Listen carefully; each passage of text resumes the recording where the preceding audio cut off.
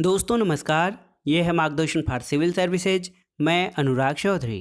दोस्तों उत्तर प्रदेश अधीनस्थ सेवा चयन आयोग द्वारा आयोजित प्रारंभिक अर्हता परीक्षा यानी पेट परीक्षा के लिए पाठ्यक्रम के अनुसार परीक्षोपयोगी और संभावित अध्ययन सामग्री के अंतर्गत आज की वीडियो में हम पेट परीक्षा के पाठ्यक्रम के पहले यूनिट भारतीय इतिहास को कवर करेंगे, जिसमें सिंधु घाटी सभ्यता, वैदिक संस्कृति, बौद्ध और जैन धर्म, मौर्य वंश, गुप्त वंश, हर्षवर्धन, राजपूत काल, सल्तनत काल, मुगल काल, मराठा, ब्रिटिश राज का अभ्युदय और प्रथम स्वतंत्रता संग्राम तथा ब्रिटिश साम्राज्य की सामाजिक आर्थिक विकास से संबंधित महत्वपूर्ण प्रश्नों को वन लाइनर फॉर्म में प्रस्तुत किया गया है। तो आइए शुरू करते हैं आज का वीडियो।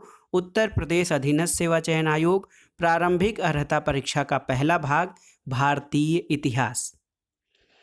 दोस्तों सबसे पहले हम सिंधु घाटी सभ्यता से संबंधित महत्वपूर्ण प्रश्नों को देखेंगे।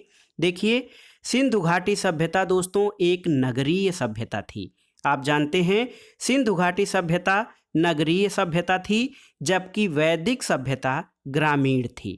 तो पहला तथ्य है आपके लिए सिंधु घाटी सभ्यता से संबंधित कि सिंधु घाटी सभ्यता नगरीय सभ्यता थी, जबकि वैदिक सभ्यता ग्रामीण थी। दोस्तों पुरातात्विक खुदाई हड़प्पा संस्कृति की जानकारी का प्रमुख स्रोत है। हड़प्पा वासियों को तांबा, कांसा, स्वर्ण और चांदी की जानकारी थी। देखिए, हड़प्पा वासी जो थे उनको किन किन धातुओं की जानकारी थी? तांबा, कांसा, स्वर्ण और चांदी। अगला है दोस्तों, प्रारंभिक हड़प्पा सभ्यता में पैर से चालित चाक का प्रयोग किया जाता था। तो ये भी एक महत्वपूर्ण तथ्य है आपके लिए कि प्रारंभिक हड़प्पा सभ्यता में पैर से चलाए जाने वाले चाक का प्रयोग किया जाता था। दोस्तों परिपक्व हड़प्पा दौर में हाथ से चालित चाकों का प्रयोग किया जाने लगा था, जबकि आप जानते हैं कि प्रारंभिक हड़प्पा के दौर में पैर से चलाए जाने वाले चाकों का प्रयोग किया जाता था। दोस्तों मूर्ति पूजा का आरंभ। देखिए, मूर्ति पूजा का आरंभ दोस्तों ये पूर्व आर्य काल से माना जाता है और हड़प्पा संस्कृति की मोहरों और टेराकोटा कलाकृतियों में गाय का चित्रण नहीं मिलता है, जबकि हाथी, गैंडा, बाघ, हिरण, भेड़ा आदि का अंकन मिलता है। तो देखिए, हड़प्पा संस्कृति की मोहरों और टेराकोटा की कलाकृतियों में जिन प्रमुख पशुओं का चित्रण मिलता है उनमें हाथी, गैंडा, बाघ, हिरण और भेड़ा इत्यादि का अंकन है, जबकि गाय का चित्रण इसकी मोहरों और टेराकोटा की कलाकृतियों में नहीं मिलता है। दोस्तों हड़प्पा सभ्यता के स्थलों में से खंभात की खाड़ी के निकट स्थित लोथल जो सिंधु घाटी सभ्यता का स्थल है दोस्तों, यहाँ से गोदीवाड़ा के साक्ष्य मिले हैं। राजस्थान के हनुमानगढ़ जिले में घग्गर नदी के किनारे स्थित कालीबंगा से जूते हुए खेत के साक्ष्य मिले हैं। तो देखिए, जूते हुए खेत के साक्ष्य कालीबंगा नामक स्थल से मिले हैं, जो राजस्थान के हनुमानगढ़ जिले में घग्गर नदी के किनारे है। अब आइए देखते हैं सिंधु घाटी सभ्यता के स्थल और उत्खनन तथा उनके खोजकर्ता। देखिए, प्रमुख जो सैंधवकालीन या सैंधव सभ्यता का प्रमुख स्थल है, देखिए ये है हड़प्पा। हड़प्पा के उत्खननकर्ता दयाराम साहनी थे और हड़प्पा की खोज दोस्तों 1921 में या हड़प्पा नामक पूरा स्थल की खोज 1921 में की गई थी। मोहनजोदड़ो के उत्खननकर्ता या खोजकर्ता राखाल दास बनर्जी थे और मोहनजोदड़ो का उत्खनन 1922 में किया गया था। रोपण दोस्तों इसके उत्खननकर्ता यज्ञदत्त शर्मा थे। 1953 से 1955 में रोपड़ नामक सैंधवकालीन सभ्यता का जो है खुदाई या खोज की गई थी। देखिए, लोथल आप जानते हैं कि लोथल गुजरात में स्थित है और इसके उत्खननकर्ता यसार राव रहे हैं। 1954-55 में लोथल का उत्खनन किया गया था। कालीबंगा राजस्थान में है, जहां से जूते हुए खेतों के साक्ष्य मिले हैं। बी लाल ने इसका उत्खनन 1961 से 69 के बीच में करवाया था। रंगपुर दोस्तों, रंगपुर का उत्खनन MS वत्स ने 1934-35 ईस्वी में करवाया था। चन्हूदड़ों की खोज NG मजूमदार ने 1931 में की थी। देखिए, सुरकोटदा दोस्तों, सुरकोटदा जो है इसका उत्खनन JP जोशी ने 1964 में करवाया था और बनावली RS बिष्ट द्वारा 1974 से 1977 के बीच इसका उत्खनन कराया गया था। आलमगीरपुर, दोस्तों आलमगीरपुर ये सिंधु घाटी सभ्यता या सैंधवकालीन सभ्यता का सबसे पूरब का या पूर्व में स्थित स्थल माना जाता है, जो मेरठ में हिंडन नदी के तट पर है। इसका उत्खनन यज्ञदत्त शर्मा ने 1958 में करवाया था। कोटदीजी, इसके उत्खननकर्ता फजल अहमद खां थे, 1957-58 में इसकी खोज की गई थी। और सुतकांगेडोर आर.एल. स्टाइन इसके उत्खननकर्ता थे 1927 में। मांडा, दोस्तों मांडा का खोज या उत्खनन जे.पी. जोशी के द्वारा 1982 में करवाया गया था। बालाकोट जॉर्ज एफ डेल्स के द्वारा 1973 से 76 में इसका उत्खनन करवाया गया था। दोस्तों धौलावीरा जो सैंधवकालीन स्थल है, जे.पी. जोशी ने 1967-68 में इसका उत्खनन करवाया था। मिताथल, इसका खोज सूरजभान ने 1968 में किया था। और राखीगढ़ी सूरजभान के निर्देशन में इसका उत्खनन 1969 में कराया गया था। तो ये प्रश्न बहुत ही महत्वपूर्ण हैं। इनमें तो एक सैंधवकालीन जो स्थल हैं उनके बारे में और उनके उत्खननकर्ता या खोजकर्ता तथा किस वर्ष में इन स्थलों की खोज हुई थी, इससे संबंधित प्रश्न पूछे जाते हैं। दोस्तों गुजरात के धौलावीरा से हड़प्पा लिपि के बड़े आकार के 10 चिन्हों वाला एक शिलालेख मिला है। तो देखिए हड़प्पा लिपि के बड़े आकार के 10 चिन्हों वाला शिलालेख गुजरात के धौलावीरा नामक सैंधवकालीन स्थल से मिला है। हरियाणा के फतेहाबाद जिले में बनावली में पकी मिट्टी की बनी हुई हल की प्रतिकृति मिली है।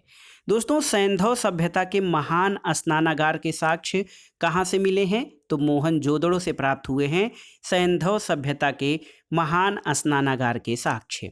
सैंधव सभ्यता दोस्तों कांस्य युगीन सभ्यता थी। ये बहुत ही महत्वपूर्ण है क्योंकि ये प्रश्न हर बार पूछा जाता है, सैंधव सभ्यता किस प्रकार की सभ्यता थी? तो दोस्तों सैंधव सभ्यता कांस्य युगीन सभ्यता थी और यहाँ के लोग लोहे से परिचित नहीं थे।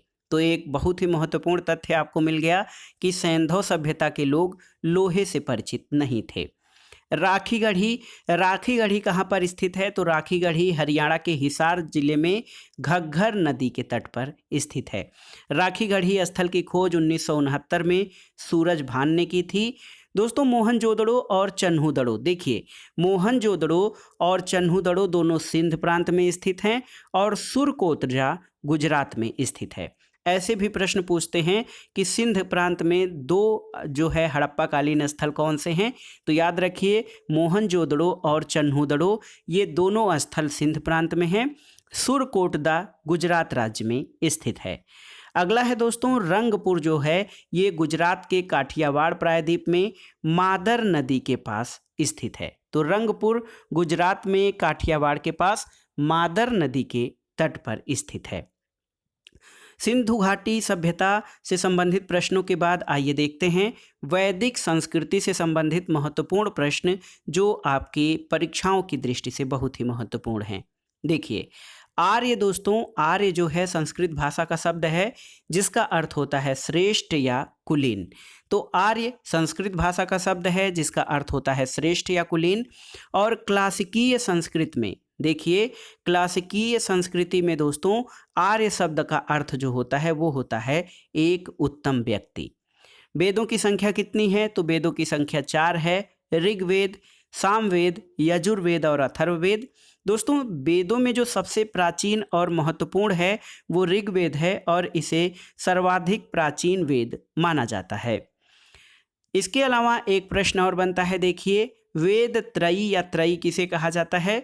तो देखिए ऋग्वेद, यजुर्वेद और सामवेद, इसमें अथर्ववेद शामिल नहीं है जबकि वेदों की संख्या 4 है, लेकिन ऋग्वेद, यजुर्वेद और सामवेद को वेद त्रयी या त्रयी कहा जाता है। वर्ण शब्द का सर्वप्रथम उल्लेख कहाँ पर मिलता है? तो दोस्तों वर्ण शब्द का सबसे पहले उल्लेख ऋग्वेद में मिलता है और प्रारंभ में केवल 3 ही वर्णों का उल्लेख मिलता है, ब्रह्म, क्षत्र और विष। देखिए ब्रह्म, क्षत्र और विष नामक प्रारंभिक काल में 3 वर्णों का ही उल्लेख मिलता है, लेकिन ऋग्वेद के 10वें मंडल के पुरुष सूक्त में सबसे पहले शूद्र शब्द का प्रयोग किया गया है। तो देखिए प्रारंभ में 3 वर्णों का उल्लेख मिलता है, वर्ण शब्द का प्रयोग सबसे पहले ऋग्वेद में मिलता है और 3 वर्ण जो हैं ब्रह्म, क्षत्र और विष थे, लेकिन ऋग्वेद के 10वें मंडल के पुरुष सूक्त में सबसे पहले शूद्र शब्द का प्रयोग किया गया है।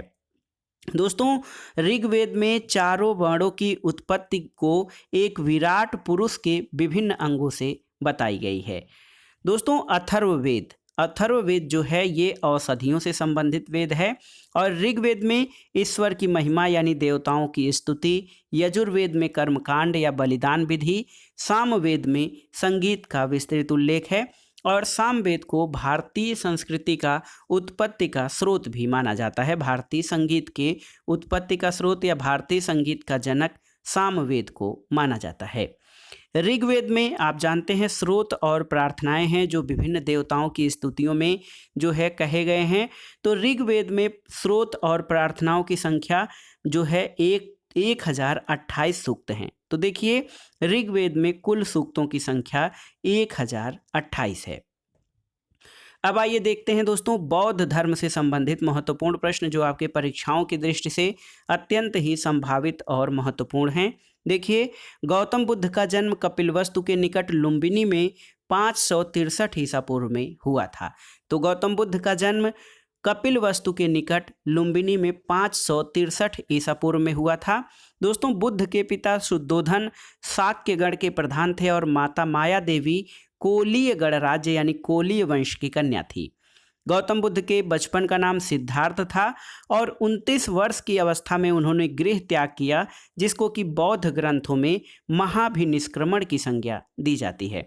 तो गौतम बुद्ध के गृह त्याग को बौद्ध ग्रंथों में महाभिनिष्क्रमण की संज्ञा दी जाती है। दोस्तों, मौर्य वंशीय शासक अशोक के रुम्मनदेही अभिलेख से सूचना मिलती है कि शाक्य मुनि बुद्ध का जन्म लुम्बिनी में हुआ था। अगला है कि दोस्तों, महात्मा बुद्ध ने अपना पहला उपदेश कहाँ पर दिया था? तो उत्तर है महात्मा बुद्ध ने अपना पहला उपदेश सारनाथ में दिया था। दोस्तों, सारनाथ में दिए गए उनके पहले उपदेश को धर्म चक्र प्रवर्तन कहा जाता है। तो बहुत ही महत्वपूर्ण तथ्य है, धर्म चक्र प्रवर्तन क्या है? तो दोस्तों, महात्मा बुद्ध द्वारा जो पहला उपदेश सारनाथ में दिया गया था, इसको ही धर्म चक्र प्रवर्तन कहा जाता है।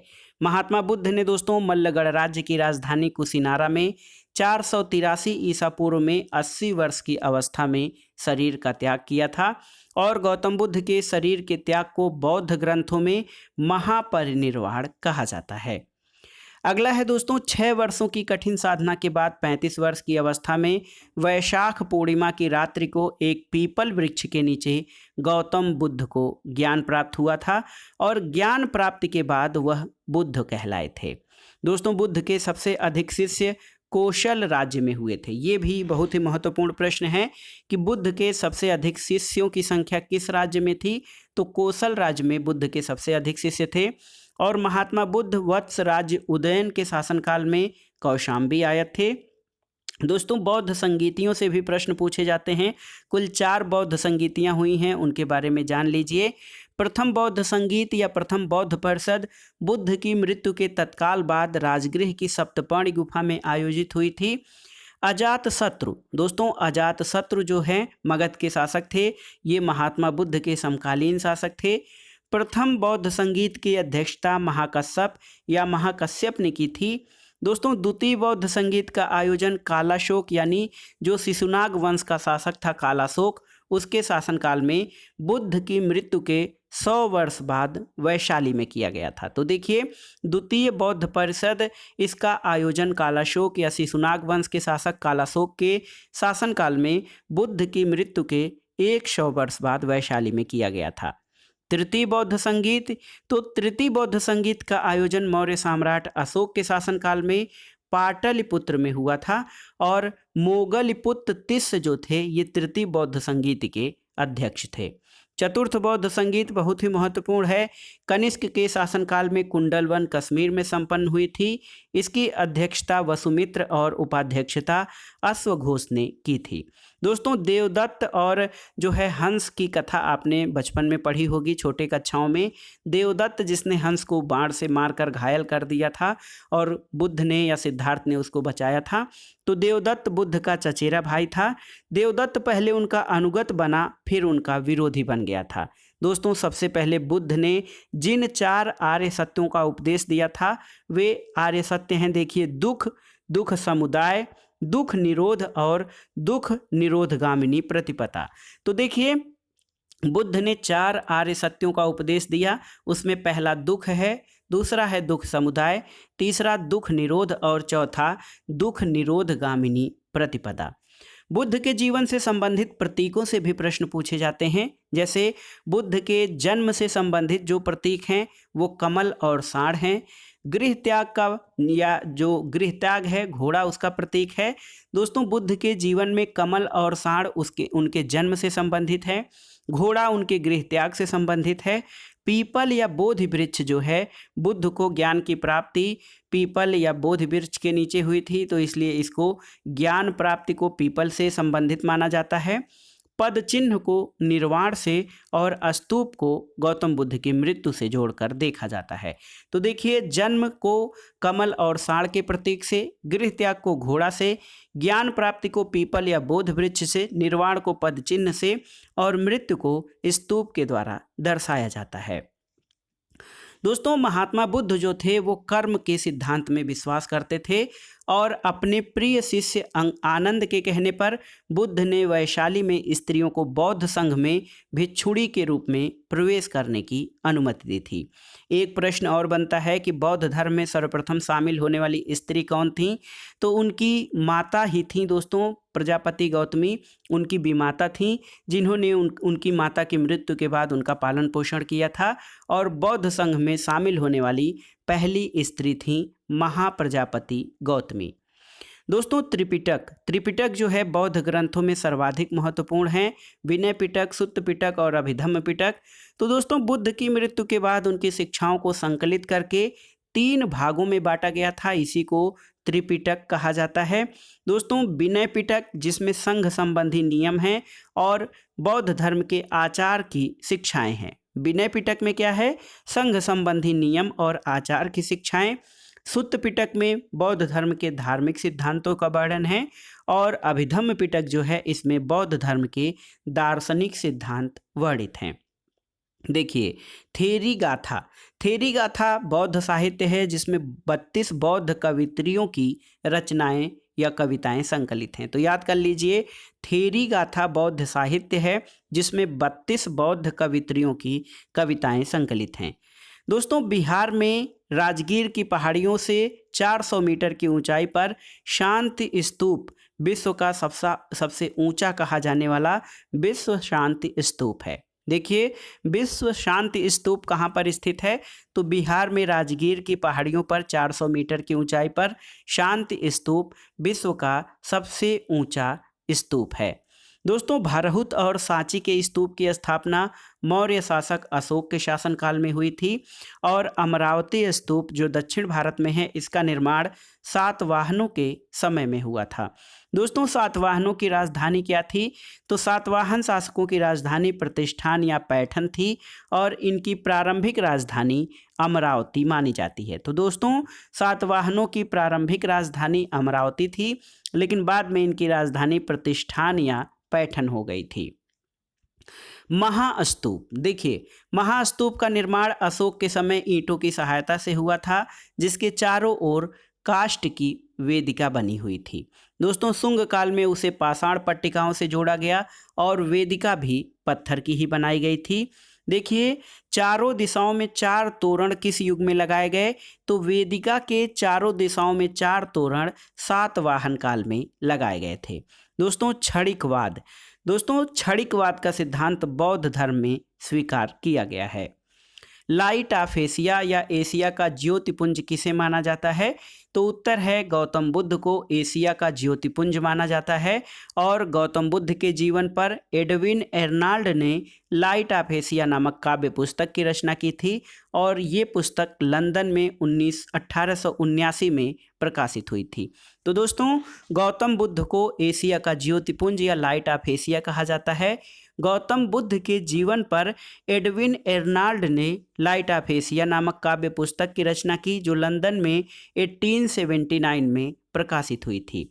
एक प्रश्न और बनता है कि एडविन एर्नाल्ड द्वारा लिखित पुस्तक लाइट ऑफ एशिया जो है किस पुस्तक के विषय वस्तु पर आधारित है?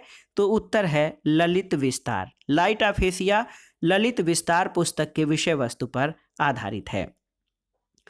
अगला तथ्य है दोस्तों कुषाण काल। दोस्तों कुषाण काल बहुत ही महत्वपूर्ण रहा है।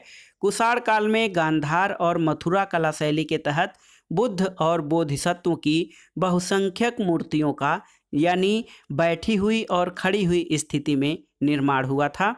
भूमि स्पर्श मुद्रा, देखिए भूमि स्पर्श मुद्रा या भू स्पर्श मुद्रा की सारनाथ की बुद्ध मूर्ति ये गुप्त काल से संबंधित है।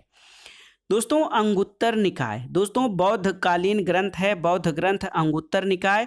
तो इसमें 16 महाजनपदों यानी तत्कालीन समय में जो भारत में 16 महाजनपद थे उनकी जानकारी बौद्ध ग्रंथ अंगुत्तर निकाय से वर्णित है और वहाँ पर मल्ल एक महाजनपद के रूप में वर्णित किया गया है। नागार्जुन दोस्तों कनिष्क के दरबार की महान विभूति था, उसकी तुलना मार्टिन लूथर से की जाती है। नागार्जुन को दोस्तों जो कनिष्क के दरबार में शोभा बढ़ाता था उसकी तुलना मार्टिन लूथर से की जाती है। और कनिष्क के दरबार में अन्य जो महान विभूतियां थीं उसमें वसुमित्र, अश्वघोष और चरक शामिल थे। दोस्तों ह्वेनसांग ने उसे संसार की 4 मार्गदर्शक शक्तियों में से एक कहा है। तो देखिए बहुत ही महत्वपूर्ण है। नागार्जुन कनिष्क के दरबार की महान विभूति था, उसकी तुलना मार्टिन लूथर से की जाती है। कनिष्क के दरबार में वसुमित्र, अश्वघोष और चरक थे। ह्वेनसांग ने नागार्जुन को संसार की 4 मार्गदर्शक शक्तियों में से एक कहा है। अब आइए देखते हैं बौद्ध धर्म के बाद जैन धर्म से संबंधित प्रश्नों को। देखिए जैन धर्म के मूल संस्थापक या प्रवर्तक प्रथम तीर्थंकर भगवान ऋषभ देव या आदिनाथ माने जाते हैं। दोस्तों पार्श्वनाथ जैन धर्म के 23वें तीर्थंकर थे। इनका जन्म वाराणसी में महावीर स्वामी से 250 वर्ष पहले 850 ईसा पूर्व में हुआ था। महावीर स्वामी के बारे में जानते हैं तो महावीर स्वामी का जन्म कुंडग्राम या कुंडलपुर में वैशाली के निकट लगभग 599 ईसा पूर्व में हुआ था। महावीर स्वामी की माता का नाम त्रिशला था जो वैशाली के लिच्छिविगढ़ राज्य की प्रमुख चेटक की बहन थी और पिता सिद्धार्थ जो थे ये ज्ञानत्रक क्षत्रियों के संघ के प्रधान थे और महावीर स्वामी के बड़े भाई नंदिवर्धन थे। दोस्तों महावीर की पत्नी का नाम यशोदा था। भगवान महावीर की पत्नी का नाम यशोदा था और उनसे प्रियदर्शना नामक एक पुत्री उत्पन्न हुई थी। प्रियदर्शना का विवाह जमाली नामक क्षत्रिय से हुआ था जो बाद में महावीर स्वामी के अनुयायी बन गए। दोस्तों जमाली जो थे वो महावीर स्वामी के दामाद थे और वो जैन धर्म के अनुयायी बन गए थे। जमाली जो है बौद्ध जैन धर्म के महावीर स्वामी के प्रथम शिष्य माने जाते हैं। प्रभास गिरि से संबंधित प्रश्न पूछा जाता है कि प्रभास गिरि कहाँ है और किससे संबंधित है। तो दोस्तों प्रभास गिरि उत्तर प्रदेश के कौशाम्बी जिले में स्थित एक जैन तीर्थ स्थल है। कौशाम्बी का प्रभास गिरि स्थल 6वें जैन तीर्थंकर पद्म प्रभु से संबंधित है, ये भी आपको याद रखना है। कौशाम्बी में स्थित प्रभास गिरि जो कि जैन तीर्थ स्थल है ये जैन धर्म के 6वें तीर्थंकर पद्म प्रभु से संबंधित है। दोस्तों जैन धर्म में पूर्ण ज्ञान के लिए कैवल्य शब्द का प्रयोग किया जाता है। तो देखिए और जैन धर्म जो है जिन से बना है जिसका अर्थ होता है विजेता। अब आइए देखते हैं प्रमुख जैन तीर्थंकर और उनके प्रतीक चिन्हों से संबंधित प्रश्न, क्योंकि ये प्रश्न कभी कभी सीधे या फिर कभी कभी मिलान करने के लिए भी पूछ दिए जाते हैं। देखिए ऋषभ देव जैन धर्म के प्रथम तीर्थंकर थे, इनका जो प्रतीक चिन्ह बैल है। अजितनाथ दूसरे जैन तीर्थंकर थे, इनका प्रतीक चिन्ह हाथी है। अरिष्ट नेमि 22वें जैन तीर्थंकर थे जिनका प्रतीक चिन्ह शंख है। पार्श्वनाथ 23वें तीर्थंकर थे और इनका प्रतीक चिन्ह सर्प है। महावीर स्वामी का प्रतीक चिन्ह सिंह है और ये जैन धर्म के 24वें तीर्थंकर थे। अब आइए देखते हैं दोस्तों मौर्य वंश से संबंधित प्रश्न। आपके सिलेबस में सम्राट अशोक के बारे में दिया है तो आप मौर्य वंश में सबसे महत्वपूर्ण जो टॉपिक है सम्राट अशोक के बारे में आप अच्छे से पढ़िएगा।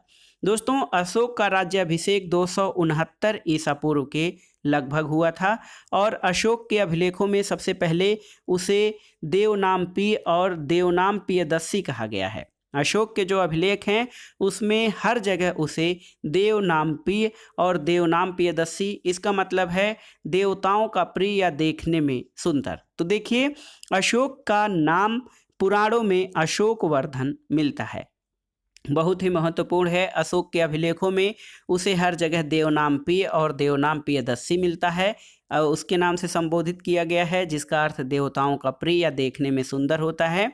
पुराणों में अशोक को अशोकवर्धन कहा गया है। दोस्तों एक शासक और है दशरथ, उसने भी अशोक की तरह देवनामप्रिय की उपाधि धारण की थी। तो ये प्रश्न भी आ सकता है कि अशोक के अलावा किस अन्य शासक ने देवनामप्रिय की उपाधि धारण की, तो वो था दशरथ। दोस्तों अशोक के अभिलेखों में रज्जुक नामक एक अधिकारी का उल्लेख मिलता है और रज्जुकों की स्थिति आधुनिक जिलाधिकारी यानी डिस्ट्रिक्ट मजिस्ट्रेट के जैसी थी, जिसे राजस्व और न्याय दोनों क्षेत्रों में अधिकार प्राप्त थे। तो देखिए रज्जुक की स्थिति आधुनिक जिलाधिकारी जैसी होती थी, जिसको राजस्व और न्याय दोनों के क्षेत्र में अधिकार प्राप्त थे। मौर्य काल में दोस्तों व्यापारिक काफिलों या कारवां को क्या कहा जाता था? सार्थवाह। देखिए मौर्य काल में व्यापारिक काफिलों या कारवां को सार्थवाह की संज्ञा दी गई। सारनाथ स्तंभ बहुत ही महत्वपूर्ण है दोस्तों। सारनाथ स्तंभ का निर्माण अशोक के द्वारा करवाया गया था। दोस्तों बौद्ध धर्म जो है अशोक ने ग्रहण किया था और बौद्ध धर्म ग्रहण करने के उपरांत उसने आखेट यानी शिकार करना और विहार यात्राएं रोक दी और उनके स्थान पर धर्म यात्राएं प्रारंभ की थीं। एक इतिहासकार हैं विंसेंट आर्थर स्मिथ। दोस्तों इतिहासकार विंसेंट आर्थर स्मिथ ने V.A. स्मिथ ने अपनी पुस्तक इंडियन लीजेंड ऑफ अशोक में साहित्यिक साक्ष्यों के आधार पर उपगुप्त के साथ अशोक की धम्म यात्राओं का क्रम जो है इस प्रकार दिया है। सबसे पहली यात्रा लुम्बिनी, उसके बाद कपिलवस्तु, फिर बोधगया, सारनाथ, कुशीनगर और श्रावस्ती। तो देखिए इतिहासकार हैं V.A. स्मिथ, जिन्होंने अपनी पुस्तक इंडियन लीजेंड ऑफ अशोका में साहित्यिक साक्ष्यों के आधार पर उपगुप्त के साथ अशोक की धम्म यात्राओं में लुम्बिनी, कपिलवस्तु, बोधगया, सारनाथ, कुशीनगर और श्रावस्ती की यात्रा का क्रम दिया है। दोस्तों अशोक ने बहुत अधिक मात्रा में जो है स्तंभ लेख और अभिलेख भी लिखवाए थे। कालसी, गिरनार और मेरठ के अभिलेख ब्राह्मी लिपि में हैं। अशोक के अभिलेखों का विभाजन 3 वर्गों में किया जाता है: शिलालेख, स्तंभ लेख और गुहालेख। दोस्तों शिलालेख 14 विभिन्न लेखों का एक समूह है जो 8 भिन्न भिन्न स्थानों से प्राप्त किए गए हैं। दोस्तों अशोक के अधिकांश अभिलेख दोस्तों ये प्राकृत भाषा ब्राह्मी लिपि में लिखे गए हैं। केवल 2 अभिलेख शाहबाजगढ़ी और मानसेहरा अभिलेख की लिपि ब्राह्मी न होकर खरोष्ठी है। तो और अभिलेखों की बात नहीं दोस्तों, लेकिन शाहबाजगढ़ी और मानसेहरा के बारे में आप जान लीजिए कि शाहबाजगढ़ी और मानसेहरा की लिपि खरोष्ठी है, ब्राह्मी नहीं, और अधिकांश लेख प्राकृत भाषा में ब्राह्मी लिपि में लिखे गए हैं। दोस्तों तक्षशिला से आर्मेयिक लिपि में लिखा गया एक भग्न अभिलेख शरेकुना नामक स्थान से यूनानी और आर्मेयिक लिपियों में लिखा गया द्विभाषी यूनानी और सीरियाई भाषा अभिलेख और लंघमान नामक स्थान से आर्मेयिक लिपि में लिखा गया अशोक का अभिलेख प्राप्त हुआ है।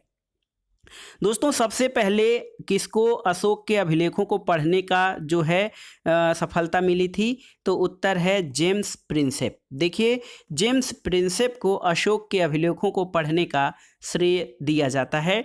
और भारत में, प्राचीन भारत में जो खरोष्ठी लिपि होती थी वो दाएं से बाएं की ओर लिखी जाती है, जबकि हम लोग अभी जो हमारी देवनागरी लिपि है वो क्या करते हैं, हम लोग बाएं से दाएं की ओर लिखते हैं। लेकिन प्राचीन भारत की जो खरोष्ठी लिपि थी वो इसके उल्टे दाएं से बाएं की ओर लिखी जाती है।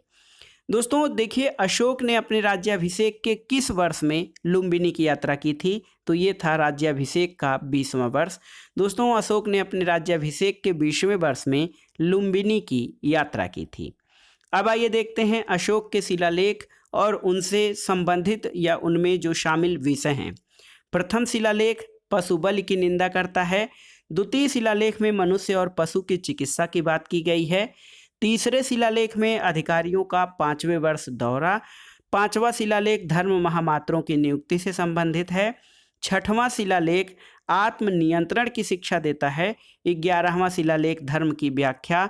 13वां शिलालेख बहुत ही महत्वपूर्ण है, जिसमें कलिंग युद्ध का वर्णन किया गया है। तो अशोक का 13वां शिलालेख कलिंग युद्ध का वर्णन करता है।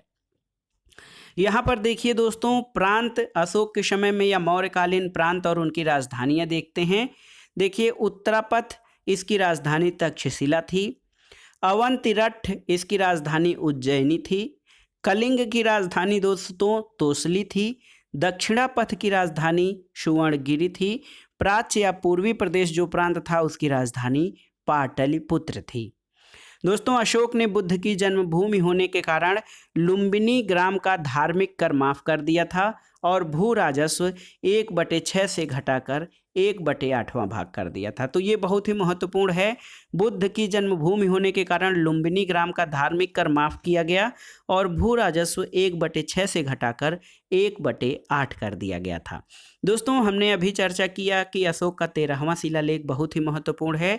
अशोक के 13वें शिलालेख से कलिंग युद्ध के संदर्भ में स्पष्ट साक्ष्य मिलते हैं।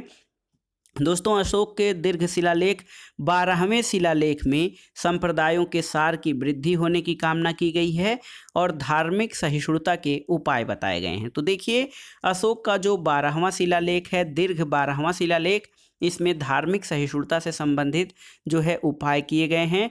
और अशोक का दूसरा और 13वां शिलालेख में संगम राज्यों चोल, पांड्य, सत्यपुत्र और केरलपुत्र सहित ताम्रपाणी श्रीलंका की सूचना मिलती है। देखिए, अशोक का जो दूसरा और 13वां शिलालेख है, इसमें संगमकालीन राज्य चोल, पांड्य, सत्यपुत्र, केरलपुत्र और ताम्रपाणी जिसको कि श्रीलंका, इसकी सूचना मिलती है।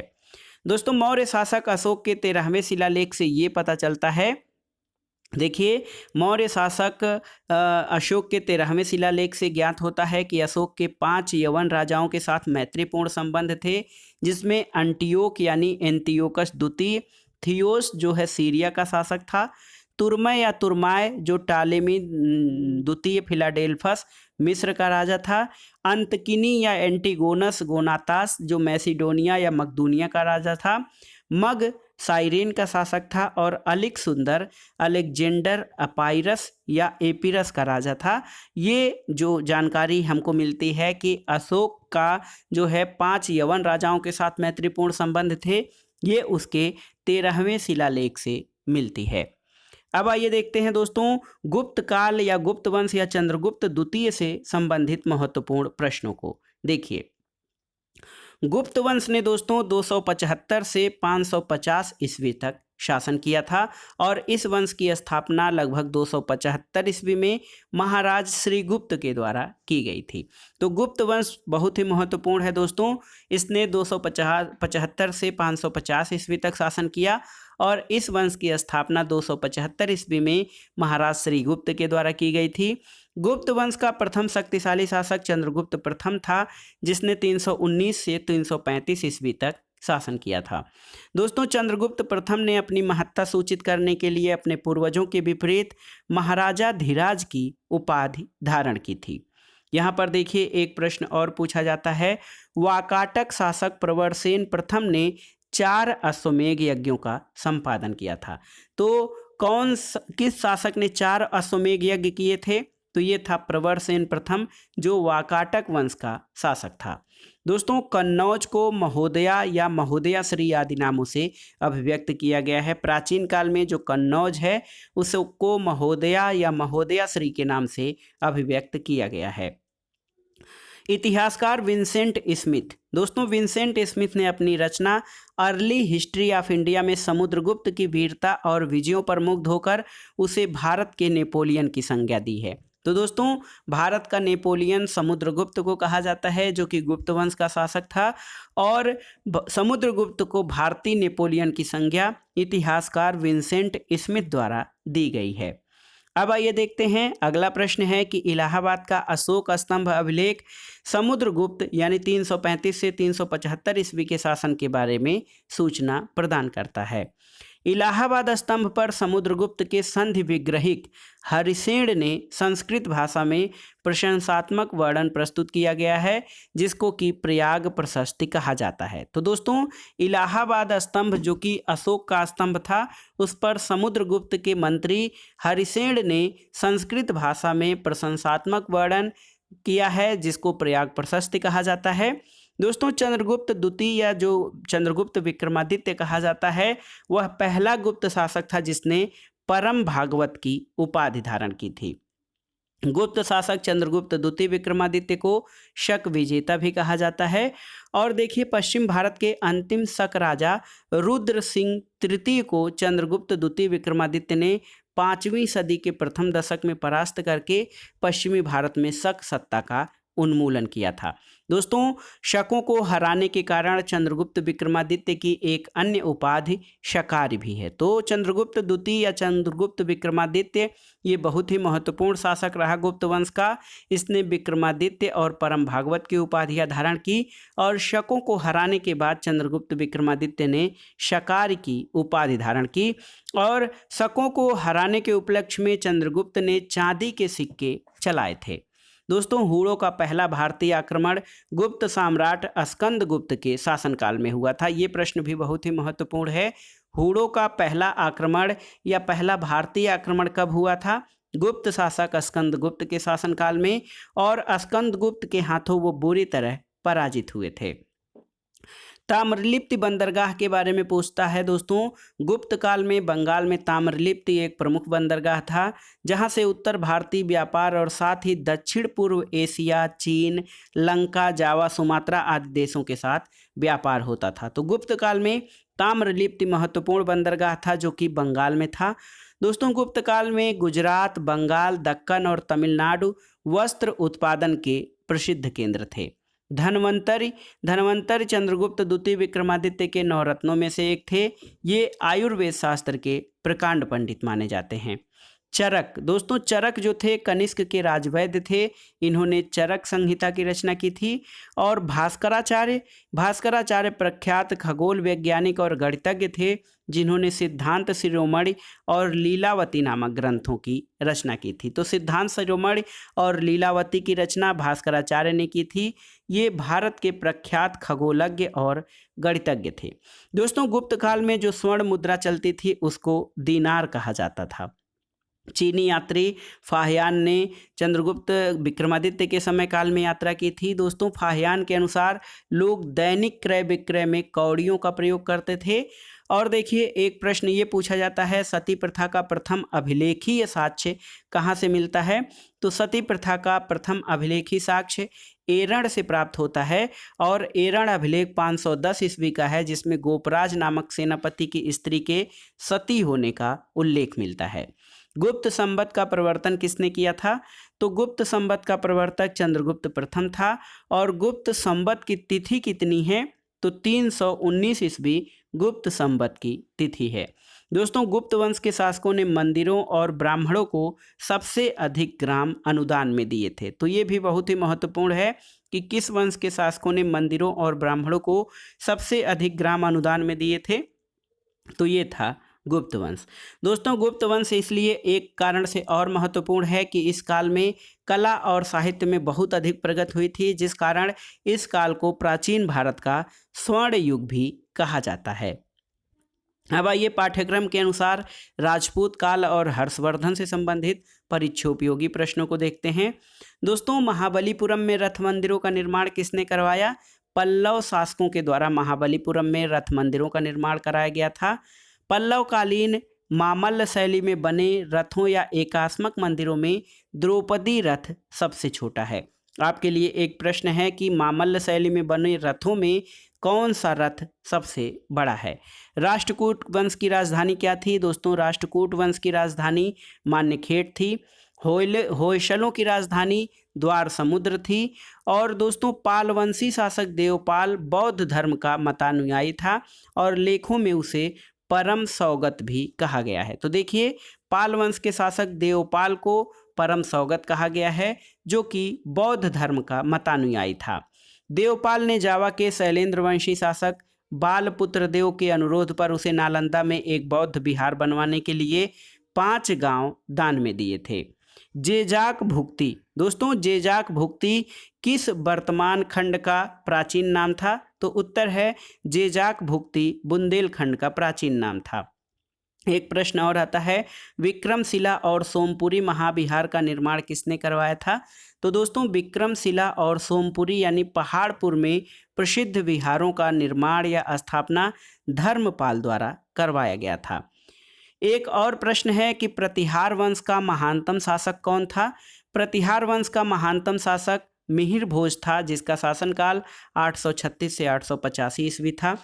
दोस्तों हर्ष ने अपनी राजधानी थानेश्वर से कन्नौज स्थानांतरित की थी और हर्ष के समय प्रति 5वें वर्ष प्रयाग के संगम क्षेत्र में एक समारोह का आयोजन किया जाता था, जिसको कि महामोक्ष परिषद कहा गया है। दोस्तों हर्षवर्धन के शासनकाल में यात्रा करने वाला जो विदेशी यात्री था वो था चीनी यात्री ह्वेनसांग, और ह्वेनसांग छठे समारोह में उपस्थित था जो कि प्रयाग में आयोजित किया गया था। हर्षवर्धन के समय की सबसे महत्वपूर्ण घटना चीनी यात्री ह्वेनसांग के भारत आक्रमण की है और अपने भारत यात्रा के ऊपर उसने जो विवरण या ग्रंथ लिखा है उसको सीयूकी कहा जाता है और इसने भीनमाल की यात्रा भी की थी। दोस्तों ह्वेनसांग को यात्रियों का राजकुमार भी कहा जाता है। अगला तथ्य है कि 637 ईस्वी में ह्वेनसांग नालंदा विश्वविद्यालय गया और इस समय वहाँ के कुलपति आचार्य शीलभद्र थे। ह्वेनसांग के अनुसार मथुरा उस समय सूती वस्त्रों के लिए प्रसिद्ध था, जबकि वाराणसी रेशमी वस्त्रों के लिए प्रसिद्ध केंद्र था। दोस्तों प्राचीन कालीन चीनी लेखकों ने भारत का उल्लेख इन तू YINTU और थियानटू यानी THIANTU, प्राचीन चीनी लेखकों ने भारत का उल्लेख इंतु या फिर थियान्तु के नाम से किया है। दोस्तों नालंदा विश्वविद्यालय, नालंदा यूनिवर्सिटी को यूनेस्को ने विश्व धरोहर सूची में शामिल भी किया है।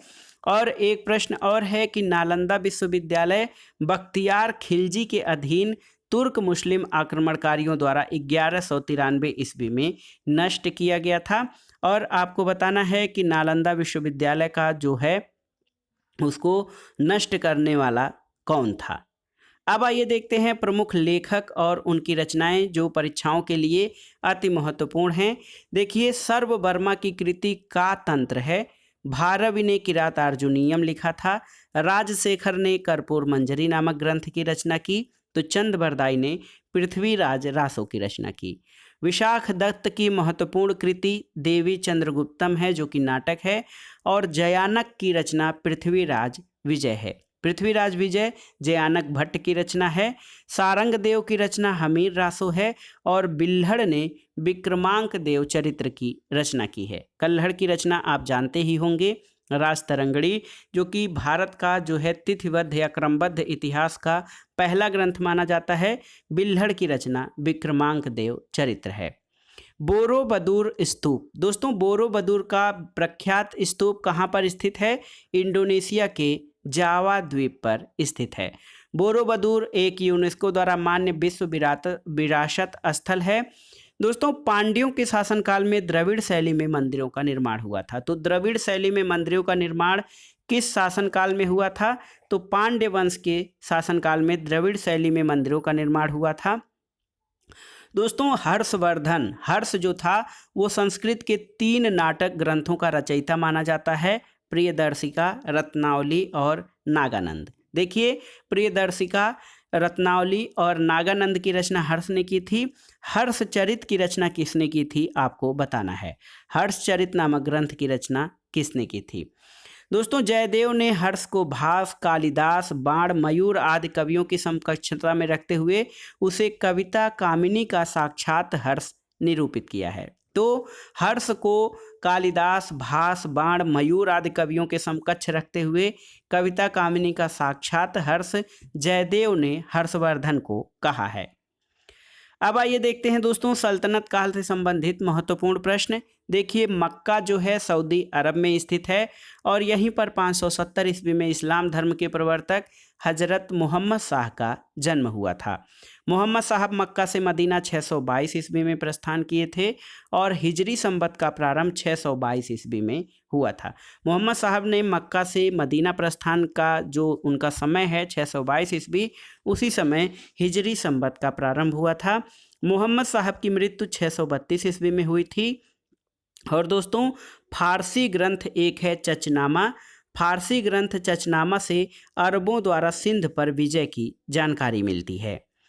एक और तथ्य है, देखिए 999 से 1027 के बीच महमूद गजनी या महमूद गजनवी ने भारत पर 17 बार आक्रमण किया था। महमूद गजनवी का दरबारी इतिहासकार उतबी था।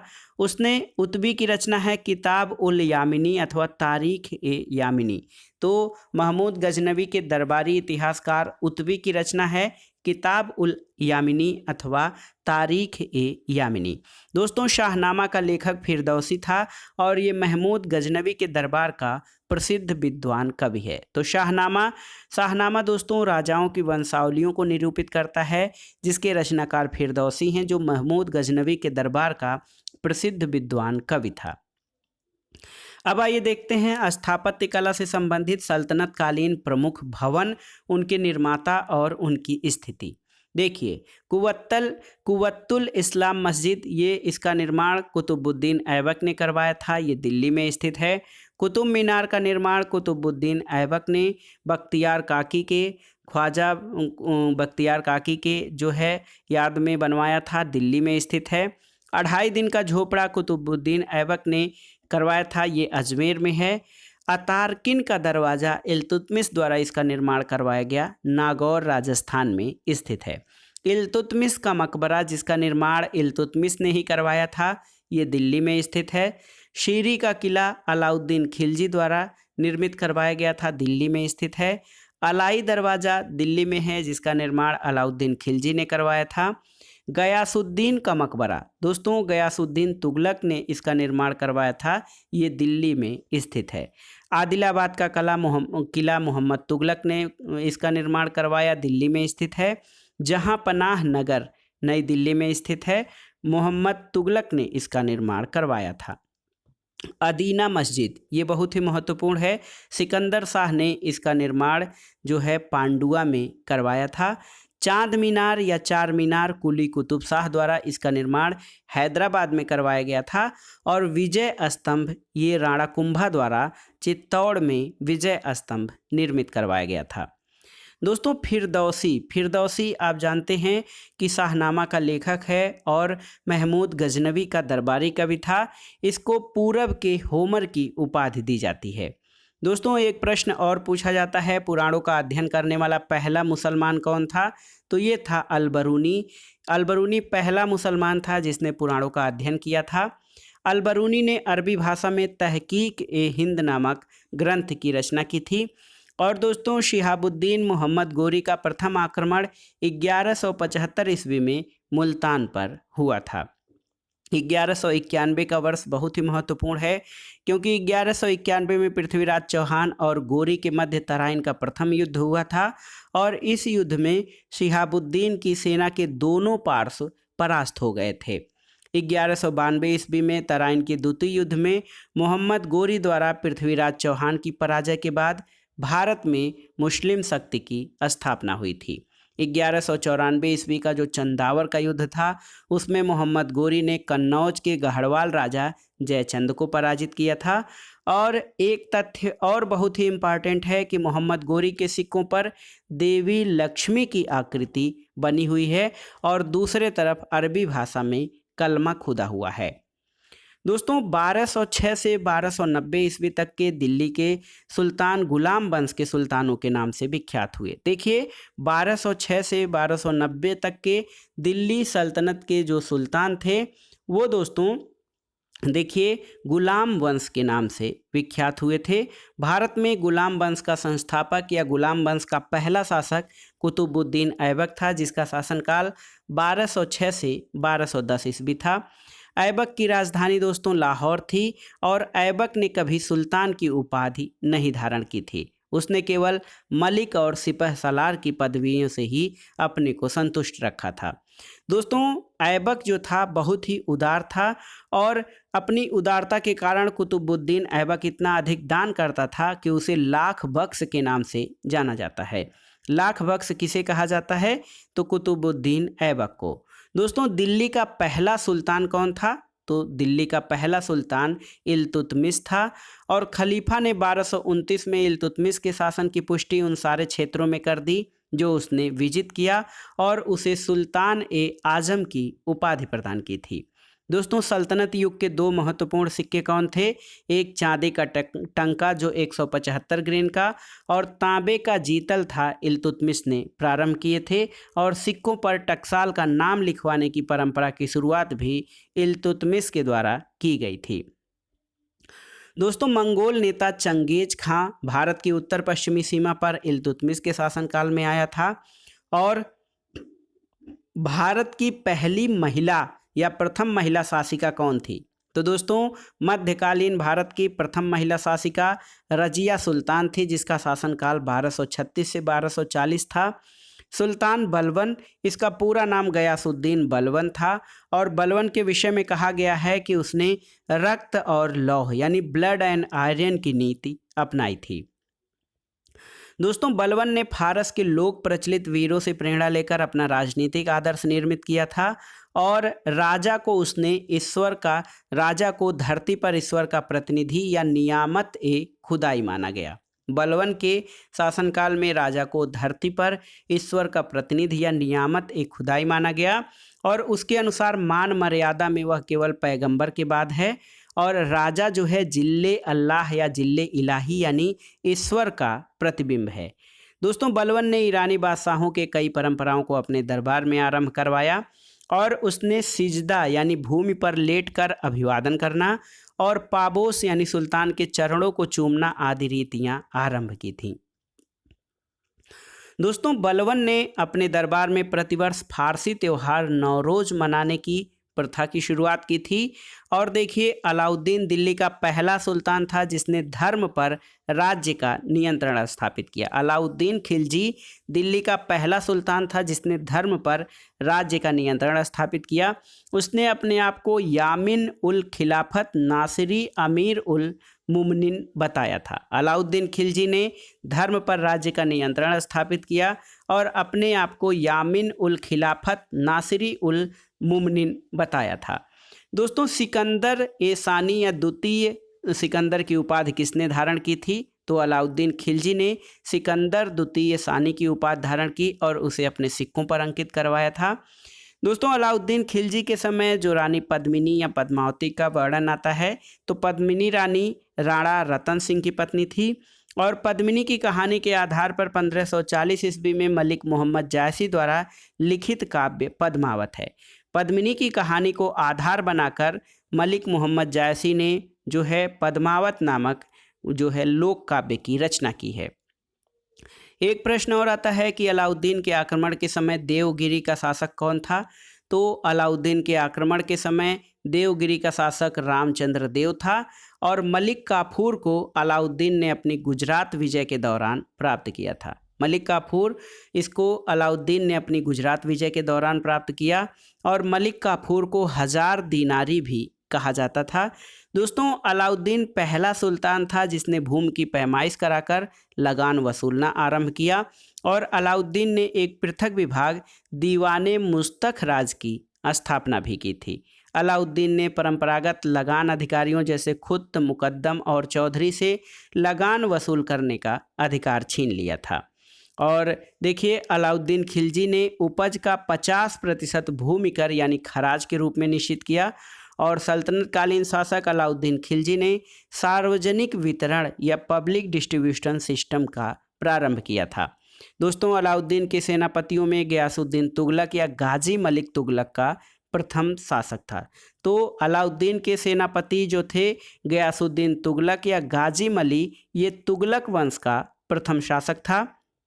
देखिए, दिल्ली सल्तनत के सभी सुल्तानों में मोहम्मद बिन तुगलक, जिसका कि शासनकाल 1325 से 1351 है, ये सर्वाधिक विद्वान और शिक्षित शासक था। तो दिल्ली सल्तनत के सभी सुल्तानों में मोहम्मद बिन तुगलक सबसे अधिक विद्वान और शिक्षित शासक था।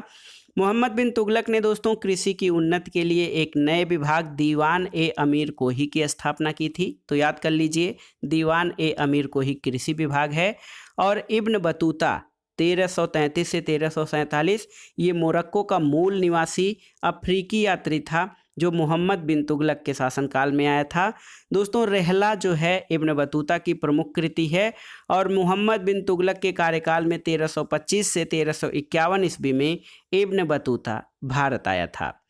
एक महत्वपूर्ण कथन है कि सुल्तान को उसकी प्रजा से और प्रजा को उसके सुल्तान से मुक्ति मिली, तो ये मोहम्मद बिन तुगलक की मृत्यु पर बदायूनी के द्वारा कहा गया था।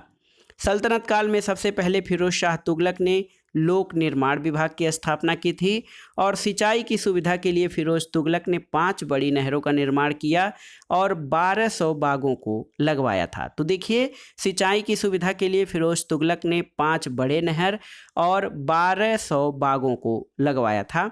फिरोज तुगलक उलेमा वर्ग की स्वीकृति के पश्चात हक ए सर्ब नामक सिंचाई कर लगाने वाला दिल्ली का पहला सुल्तान था दोस्तों। तो सिंचाई कर, जिसको कि हक ए सर्व कहा जाता है, ये सिंचाई कर लगाने वाला सुल्तान फिरोज तुगलक था और फिरोज तुगलक द्वारा ब्राह्मणों पर भी जजिया कर लगाया गया था। दोस्तों फिरोज तुगलक या फिरोज शाह तुगलक द्वारा अशोक के 2 स्तंभों को मेरठ और टोपरा, जो कि अब अंबाला जिले में है, वहां से दिल्ली लाया गया था। और एक और महत्वपूर्ण तथ्य देखिए, राज्य के खर्च पर हज की व्यवस्था करने वाला पहला भारतीय शासक फिरोज तुगलक था। दोस्तों फिरोज शाह तुगलक ने दारुल सफ़ा नामक एक खैराती अस्पताल की स्थापना भी की थी और उसमें कुशल हकीम रखे थे। देखिए, नसीरुद्दीन महमूद के शासनकाल में मध्य एशिया के महान मंगोल सेनानायक तैमूर ने भारत पर आक्रमण किया था वर्ष 1398 ईस्वी में। तैमूर ने आक्रमण किया था जब उस समय किसका शासनकाल था? तो नसीरुद्दीन महमूद का शासनकाल था। दोस्तों खिलजी वंश के संस्थापक पूछते हैं, तो खिलजी वंश का संस्थापक जलालुद्दीन फिरोज खिलजी था। तुगलक वंश का संस्थापक गयासुद्दीन तुगलक और सैयद वंश का संस्थापक खिज्र खां था। लोदी वंश का संस्थापक बहलोल लोदी और दोस्तों आगरा की स्थापना लोदी वंश के शासक सिकंदर लोदी के द्वारा की गई थी। यहाँ पर देखिए 1518 ईस्वी, दोस्तों ये सन बहुत ही महत्वपूर्ण है क्योंकि राणा सांगा और इब्राहिम लोदी के मध्य घटोली का युद्ध हुआ था। इस युद्ध में इब्राहिम लोदी पराजित हुआ था। दोस्तों नाप का पैमाना गजे सिकंदरी सिकंदर लोदी के समय में आरंभ किया गया था और सिकंदर लोदी के समय में गायन विद्या के एक सर्वश्रेष्ठ ग्रंथ लज्जत ए सिकंदर शाही की रचना हुई थी। सिकंदर लोदी जो कि लोदी वंश का शासक था, वो शहनाई सुनने का बहुत शौकीन था। तो एक प्रश्न ये भी पूछ सकता है दोस्तों, सिकंदर लोदी जो था वो गुलरुखी उपनाम से कविताएं भी लिखता था और सुल्तान सिकंदर ने अनाज से जकात यानी संपत्ति कर समाप्त कर दिया था। अब आइए देखते हैं दोस्तों मुगल साम्राज्य से संबंधित महत्वपूर्ण प्रश्न जो परीक्षाओं के लिए बहुत ही इम्पॉर्टेंट हैं। देखिए, बाबर मुगल साम्राज्य का संस्थापक था। इसका पूरा नाम जहीरुद्दीन मोहम्मद बाबर था। पानीपत का प्रथम युद्ध 21 अप्रैल 1526 को बाबर और इब्राहिम लोदी के बीच हुआ था।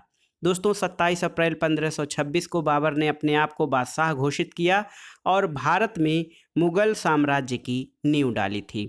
भारत में सबसे पहले पानीपत की पहली लड़ाई में तोपों का प्रयोग बाबर द्वारा किया गया था। खानवा का युद्ध, देखिए ये तिथि भी बहुत ही महत्वपूर्ण है। खानवा का युद्ध 17 मार्च 1527 को बाबर और राणा सांगा के बीच हुआ था। दोस्तों खानवा के युद्ध में बाबर द्वारा जिहाद का नारा दिया गया था। इस युद्ध में राणा सांगा पराजित हुआ था। 17 मार्च 1527 को बाबर और राणा सांगा के खानवा खानवा का युद्ध हुआ था। इसमें राणा सांगा पराजित हुआ था और इस युद्ध में विजयश्री मिलने के बाद बाबर ने गाजी यानी काफिरों को मारने वाला की उपाधि धारण की थी। एक महत्वपूर्ण युद्ध और है घाघरा का युद्ध जो 5 मई 1529 को बाबर और महमूद लोदी के बीच में हुआ था। इस युद्ध में बाबर विजयी हुआ।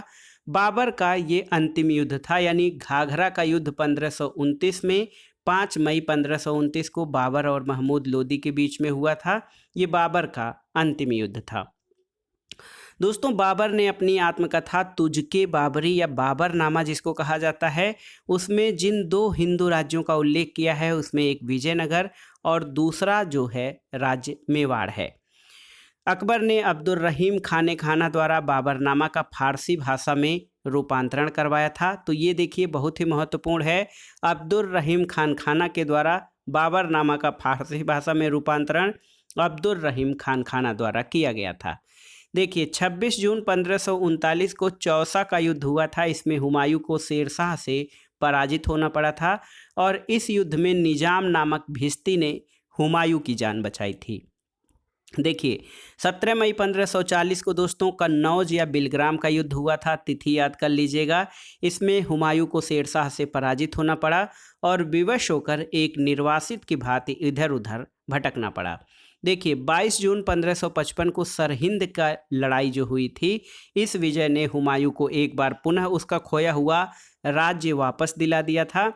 और देखिए शेरशाह ने पुराने घिसे पीटे सिक्कों के स्थान पर शुद्ध सोने, चांदी और तांबे के सिक्कों का प्रचलन करवाया था और शेरशाह ने शुद्ध चांदी का रुपया जो था 178 ग्रेन का और तांबे का दाम जिसका कि वजन 380 ग्रेन था उसको चलाया था। रुपया और दाम की विनिमय दर जो थी वो थी 1 और 64 के अनुपात में। तो शुद्ध चांदी का रुपया 178 ग्रेन शेरशाह द्वारा और तांबे का दाम जो था 380 ग्रेन चलाया गया था। रुपया और दाम का विनिमय दर 1 और 64 के अनुपात में थी। दोस्तों हाजी बेगम ने अपने पति हुमायूं के मकबरे का निर्माण दिल्ली यानी दीनपनाह में 1564 ईस्वी में करवाया था और शेरशाह सूरी ने मारवाड़ के युद्ध में राजपूतों के शौर्य पराक्रम से प्रभावित होकर कहा था कि मात्र एक मुट्ठी बाजरे के चक्कर में मैंने अपना साम्राज्य खो दिया। देखिए शेरशाह सूरी ने मारवाड़ के युद्ध में राजपूतों के शौर्य पराक्रम से प्रभावित होकर कहा कि मात्र एक मुट्ठी बाजरे के चक्कर में मैंने अपना साम्राज्य खो दिया। शेरशाह के मकबरे से संबंधित जो प्रश्न है कि शेरशाह का मकबरा कहाँ पर है, तो बिहार के शाहाबाद के सासाराम नामक स्थान पर एक तालाब के बीच ऊंचे चबूतरे पर शेरशाह का मकबरा बना हुआ है। दोस्तों दिल्ली स्थित पुराना किला के भवनों का निर्माण शेरशाह सूरी ने करवाया था और यहाँ पर किला, एक कोहना मस्जिद, शेर मंडल आदि भवन शेरशाह के द्वारा बनवाए गए थे। एक प्रश्न और आता है कि पट्टा और कबूलियत प्रथा की शुरुआत किसने की थी, तो उत्तर है शेरशाह द्वारा कृषकों की मदद के लिए पट्टा और कबूलियत की व्यवस्था प्रारंभ की गई थी। दोस्तों अकबर ने सबसे पहले कछवाहा राजपूतों से वैवाहिक संबंध स्थापित किए थे और बिहारी मल या भारमल पहला राजपूत राजा था जिसने स्वेच्छा से अकबर की अधीनता स्वीकार की थी। अकबर ने सूफी मत में अपनी आस्था जताते हुए चिश्तिया संप्रदाय को समर्थन दिया था और माहम अनगा के पुत्र अधम खां को 1562 में अकबर ने स्वयं मारा था क्योंकि उसने अकबर के प्रधानमंत्री अतगा खां की हत्या कर दी थी। तो एक प्रश्न ये बनता है कि अकबर ने स्वयं अपने हाथों से किसे मारा था? माहम अनगा के पुत्र अधम खां को 1562 में अकबर ने मारा था। दोस्तों एक शासिका हैं दुर्गावती गोंडवाना के हिंदू राज्य की योग्य शासिका थीं। अकबर के आक्रमण यानी 1564 ईस्वी के फलस्वरूप शत्रु से घिर जाने पर इस वीर रानी ने आत्महत्या कर ली थी। हल्दी घाटी, दोस्तों हल्दी घाटी का जो युद्ध था उसके पीछे अकबर का मुख्य उद्देश्य क्या था? वो था राणा प्रताप को अपने अधीन लाना। और देखिए अकबर ने अप्रैल 1576 में मानसिंह के नेतृत्व में 5000 सैनिकों को राणा प्रताप के विरुद्ध भेजा था। राणा प्रताप की मृत्यु के बाद उनके पुत्र राणा अमर सिंह ने 1615 ईस्वी में जहांगीर से संधि कर ली थी। दोस्तों मुगल शासन व्यवस्था को स्थापित करने का श्रेय किसे है? तो मुगल शासन व्यवस्था को स्थापित करने का श्रेय अकबर को जाता है। अपनी उदार धार्मिक नीति के अंतर्गत अकबर ने 1562 में दास प्रथा, 1563 में तीर्थ यात्रा कर, 1564 में जजिया कर को समाप्त किया था। तो याद कर लीजिए 1562 में दास प्रथा, 1563 में तीर्थ यात्रा कर और 1564 में जजिया कर को समाप्त किया था अकबर ने। दोस्तों इसके अलावा अकबर ने 1573 में घोड़ों को दागने की प्रथा का पुनः प्रचलन करवाया, जिससे कि सेनापति अपने घोड़े न बदल सकें। और 1574-75 में अकबर ने मनसबदारी व्यवस्था के आधार पर सैनिकों का संगठित किया था। तो देखिए, मनसबदारी व्यवस्था की शुरुआत भी अकबर के द्वारा की गई थी। अब ये देखते हैं दोस्तों मराठा यानी मराठों से संबंधित महत्वपूर्ण प्रश्नों को। मराठों से संबंधित प्रश्नों में देखिए, गुरु अर्जुन देव तथा गुरु तेग बहादुर को तत्कालीन शासकों क्रमशः जहांगीर और औरंगजेब के द्वारा मृत्युदंड दिया गया था। गुरु अर्जुन देव को जहांगीर के द्वारा और गुरु तेग बहादुर को औरंगजेब के द्वारा मृत्युदंड दिया गया था। दोस्तों सिखों के 10वें और अंतिम गुरु गुरु गोविंद सिंह की नांदेड़ यानी महाराष्ट्र में एक अफगान सरदार द्वारा हत्या कर दी गई थी। खालसा पंथ की स्थापना गुरु गोविंद सिंह ने 13 अप्रैल 1699 को बैसाखी के दिन आनंदपुर साहिब में की थी। बंदा बहादुर, दोस्तों बंदा बहादुर का मूल नाम लक्ष्मण देव अथवा लक्षण देव था। शिवाजी का जन्म सिवनेर के दुर्ग में हुआ था। शिवाजी ने 1674 ईस्वी में राज्याभिषेक के बाद छत्रपति की उपाधि धारण की थी और उन्होंने रायगढ़ को अपनी राजधानी बनाया था। 1680 ईस्वी में शिवाजी की मृत्यु हो गई थी। दोस्तों शिवाजी मुगलों की कैद से भागने के बाद आगरा नगर के जयपुर भवन में कैद या नज़रबंद थे और शिवाजी ने राज्य के प्रशासन के लिए केंद्रीय स्तर पर अष्टप्रधान की व्यवस्था की थी। देखिए राजा राम जो 1689 से 1700 ईस्वी तक शाहू के प्रतिनिधि के रूप में मराठों का नेतृत्व करता रहा और 1720 ईस्वी में शाहू ने बालाजी विश्वनाथ के बड़े पुत्र बाजीराव प्रथम को पेशवा नियुक्त किया था। मराठा काल में सरंजामी प्रथा भू राजस्व प्रशासन से संबंधित थी और एक महत्वपूर्ण युद्ध जो है पानीपत का तृतीय युद्ध, दोस्तों ये 14 जनवरी 1761 को सदाशिवराव भाऊ के नेतृत्व में मराठा सेना और अहमद शाह अब्दाली के नेतृत्व में अफगान सेना के बीच हुआ था, जिसमें मराठे बुरी तरह पराजित हुए थे। अहिल्याबाई होलकर, दोस्तों अहिल्याबाई मराठों के होलकर वंश की शासिका थीं और होलकर वंश जो है इंदौर पर काबिज था, यानी होलकर वंश का शासन इंदौर पर था। 1707 ईस्वी में औरंगजेब की मृत्यु हो गई थी और उसकी मृत्यु के बाद उसके 63 वर्षीय पुत्र मुअज्जम यानी शाह आलम ने बहादुर शाह प्रथम के नाम से सत्ता संभाली थी। शाहजहां के द्वारा बनवाए गए प्रसिद्ध मयूर सिंहासन या तख्ती ताउस पर बैठने वाला अंतिम मुगल शासक मोहम्मद शाह था, जिसका शासनकाल 1719 से 1748 था। दोस्तों शाह आलम द्वितीय का कार्यकाल 1759 से 1806 तक था। उसका वास्तविक नाम अली गौहर था। शाह आलम द्वितीय का वास्तविक नाम अली गौहर था। अब आइए देखते हैं हैदराबाद के स्वतंत्र राज्य की स्थापना किसने की थी। 1724 में चिनकिलिच खां उर्फ निजामुल मुल्क ने हैदराबाद के स्वतंत्र राज्य की स्थापना की थी और 18वीं शताब्दी का सबसे श्रेष्ठ राजपूत राजा आमेर का सवाई जय सिंह था। दोस्तों जय सिंह ने 5 स्थानों पर दिल्ली, जयपुर, उज्जैन, बनारस और मथुरा, ये 5 स्थान याद कर लीजिएगा। जय सिंह ने दोस्तों 5 स्थानों पर आधुनिक उपकरणों से युक्त वेधशालाएं बनवाई थीं, दिल्ली, जयपुर, उज्जैन, बनारस और मथुरा में। अब इसके बाद आइए देखते हैं ब्रिटिश राज्य का उद्भव, प्रथम स्वतंत्रता संग्राम और ब्रिटिश राज के सामाजिक आर्थिक प्रभाव से संबंधित प्रश्नों को। देखिए वास्को डिगामा नामक गुजराती पथ प्रदर्शक की सहायता से अब्दुल मजीद की सहायता से भारत के पश्चिमी तट पर स्थित बंदरगाह कालीकट पर 20 मई 1498 को वास्को डिगामा पहुंचा था। कालीकट के तत्कालीन शासक जमोरिन ने वास्को डिगामा का स्वागत किया था और दोस्तों 1505 ईस्वी में फ्रांसिस्को द अल्मीडा भारत में प्रथम पुर्तगाली वायसराय बनकर आया था। अल्फांसो द अल्बुकर्क, देखिए अल्फांसो द अल्बुकर्क ने 1510 ईस्वी में बीजापुरी शासक यूसुफ आदिल शाह से गोवा छीनकर अपने कब्जे में कर लिया था।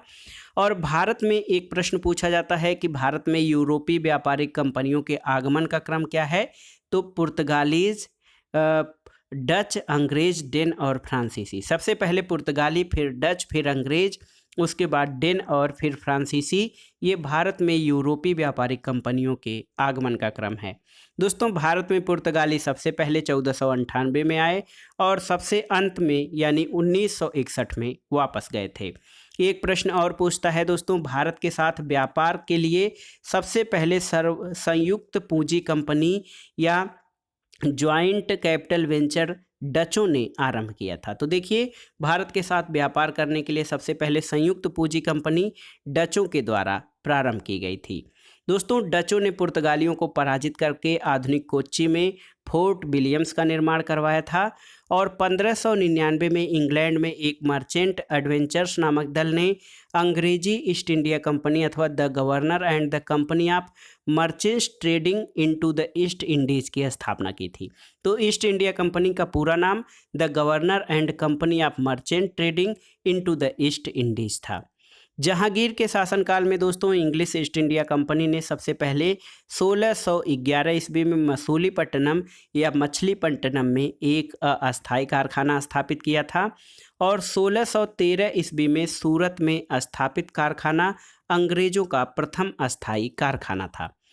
लुई 14वां, दोस्तों लुई 14वां फ्रांस का शासक था। लुई 14वां के मंत्री कालबर्ट के द्वारा 1664 में फ्रेंच ईस्ट इंडिया कंपनी की स्थापना हुई, जिसे कंपनी देस इंडेस ओरिएंटलेस कहा गया था। दोस्तों मुर्शिद कुली खां बंगाल का प्रथम स्वतंत्र सूबेदार था, जिसे मुगल बादशाह द्वारा नियुक्त किया गया था। अब आइए देखते हैं भारत में यूरोपीय व्यापारिक कंपनियों से संबंधित महत्वपूर्ण प्रश्न। देखिए, पुर्तगालियों की जो कंपनी थी या पुर्तगालियों का जो भारत में आगमन हुआ था 1498 में और इन्होंने प्रथम अस्थायी कंपनी कोचीन में 1503 में स्थापित की थी। अंग्रेजों के जो ईस्ट इंडिया कंपनी की स्थापना थी 1600 ईस्वी में हुई थी और इन्होंने अपनी सबसे पहले भारत में अस्थाई फैक्ट्री 1613 में सूरत में स्थापित की। डच ईस्ट इंडिया कंपनी जो था 1602 में स्थापित हुआ और मसूलीपट्टनम में 1605 में इन्होंने प्रथम अस्थाई फैक्ट्री स्थापित की थी। डेनिश 1616 में और ट्रांकेबार 1620 में इन्होंने पहली अस्थाई फैक्ट्री स्थापित की थी। फ्रांसीसी दोस्तों 1664 में इसकी स्थापना हुई थी और फ्रांसीसी जो कंपनी थी 1664 में स्थापित हुई और इन्होंने 1668 में सूरत में पहली अस्थाई फैक्ट्री स्थापित की थी। दोस्तों अली वर्दी खां ये बंगाल का शासक था। इसने यूरोपियों की तुलना मधुमक्खियों से की थी और कहा था कि यदि उन्हें छेड़ा न जाए तो वे शहद देंगी और यदि छेड़ा जाए तो वे काट काट कर मार डालेंगी।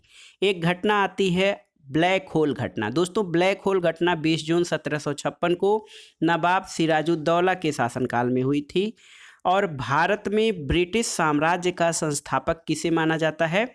दोस्तों भारत में ब्रिटिश साम्राज्य का संस्थापक रॉबर्ट क्लाइव को माना जाता है। 22 अक्टूबर 1764, देखिए ये तिथि बहुत ही महत्वपूर्ण है। 22 अक्टूबर 1764 को अंग्रेजों ने मीर कासिम, अवध के नवाब शुजाउद्दौला और दिल्ली के मुगल सम्राट शाह आलम द्वितीय की संयुक्त सेना को बक्सर के युद्ध में पराजित किया था और बक्सर के युद्ध से अंग्रेजों की वास्तविक सत्ता भारत में स्थापित हो गई थी। इलाहाबाद की संधि जो अगस्त 1765 में थी, उसके अनुसार शाह आलम को अंग्रेजी संरक्षण में ले लिया गया और उसे इलाहाबाद, अब जिसका नाम प्रयागराज हो गया है, वहां पर रखा गया था। 12 अगस्त 1765 को अपने फरमान द्वारा मुगल बादशाह शाह आलम द्वितीय ने कंपनी को बंगाल, बिहार और उड़ीसा की दीवानी अस्थायी रूप से दे दी, जिसके बदले कंपनी द्वारा सम्राट को 26 लाख रुपए प्रतिवर्ष पेंशन के रूप में दिया जाना था। दोस्तों एक महत्वपूर्ण तिथि याद कर लीजिए, 1793 ईस्वी में लॉर्ड कॉर्नवालिस ने भू राजस्व की अस्थाई बंदोबस्त प्रणाली का प्रारंभ किया और अस्थाई बंदोबस्त को इस्तमरारी, जागीरदारी, मालगुजारी और बीसवेदारी आदि अलग अलग नामों से जाना जाता है। दोस्तों अस्थाई बंदोबस्त के अंतर्गत समूचे ब्रिटिश भारत के क्षेत्रफल का लगभग 19% हिस्सा शामिल था। एक महत्वपूर्ण भू राजस्व व्यवस्था रैयतवाड़ी व्यवस्था थी। इसके जन्मदाता टॉमस मुनरो और कैप्टन रीड थे। दोस्तों, जिन्होंने या रैयतवाड़ी व्यवस्था के जन्मदाता टॉमस मुनरो और कैप्टन रीड ने सबसे पहले तमिलनाडु के 12 महल जिले में लागू किया था।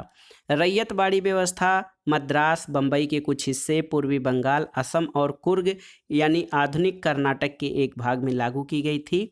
और तीसरी जो महत्वपूर्ण भू राजस्व व्यवस्था थी महलवाड़ी, उसमें भू राजस्व व्यवस्था कृषक के साथ नहीं बल्कि प्रत्येक ग्राम अथवा महाल जो कि जागीर का एक भाग होता था उसके साथ स्थापित की गई थी। महलवाड़ी पद्धति के अंतर्गत दोस्तों उत्तर प्रदेश, मध्य प्रांत और पंजाब कुछ परिवर्तनों के साथ लागू की गई थी, जिसके अंतर्गत कुल ब्रिटिश भारत के भू क्षेत्र का 30% हिस्सा शामिल था। एक महत्वपूर्ण लेख है इंग्लैंड डेब्ड टू इंडिया और poverty and un British rule in India, the wants and means of India और on the commerce of India. ये दादा भाई नौरोजी, जिनको कि grand old man of India कहा जाता है, उनके ये रचनाएं हैं, लेख हैं और पुस्तकें हैं। इंग्लैंड डेब्ड to India, poverty and un British rule in India, the wants and means of India और on the commerce of India. इसके माध्यम से इन्होंने धन निष्क्रमण या धन अपवाह सिद्धांत का प्रतिपादन किया था। दोस्तों, दादा भाई नौरोजी ने 1825 से 1917 जो है इनका समयकाल है।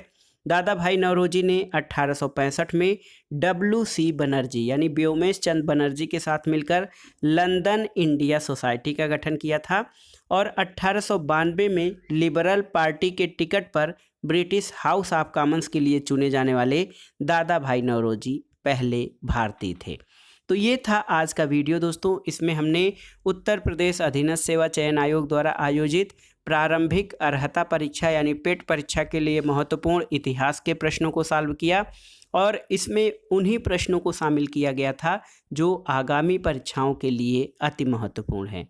ये जो वीडियो है आपके लिए बहुत ही लाभदायक होगा यदि आप पेट परीक्षा की तैयारी कर रहे हैं। इसके अलावा दोस्तों ये वीडियो सामान्य ज्ञान और सामान्य अध्ययन के लिए भी बहुत ही महत्वपूर्ण है, क्योंकि इसमें कई सारे तथ्यों को सीधे सीधे आपको बताया गया है ताकि आप इसको आसानी से कम समय में तैयार कर सकें। वीडियो आपको कैसा लगा हमें कमेंट बॉक्स में ज़रूर बताइएगा। वीडियो को लाइक करें, शेयर करें और इस चैनल मार्गदर्शन फॉर सिविल सर्विसेज को सब्सक्राइब करें।